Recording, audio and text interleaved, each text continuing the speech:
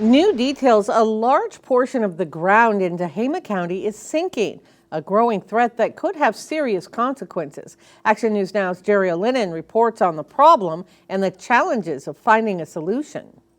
If the ground level is sinking in an area, it creates like a belly.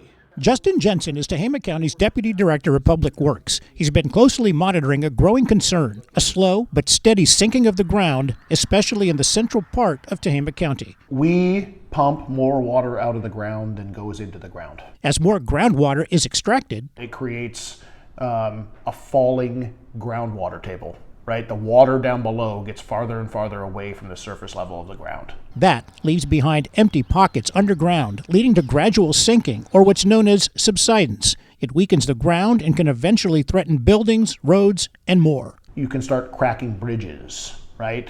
Cracking pavement. Subsidence is a very real issue, and not just here. In places farther in Southern California where they've had significant subsidence, there has been infrastructure damage. This problem started some 20 years ago. Mr. Jensen tells me that it's not a full-fledged emergency, at least not yet, but it could become one in another 20 years or so. There may come a time, he says, when farmers will need to find another means to obtain their water or not pump as much of it. It puts a burden on them. Okay. There's no question that anytime you restrict free pumping of water out of the ground, you create a financial burden on agriculture. Jensen says the time to act is now, because it's not a question of if, but when. In Tehama County, Jerry Olenyn, Action News Now. Jensen will provide a more detailed overview of his findings at the upcoming Tehama County Board of Supervisors meeting June 3rd.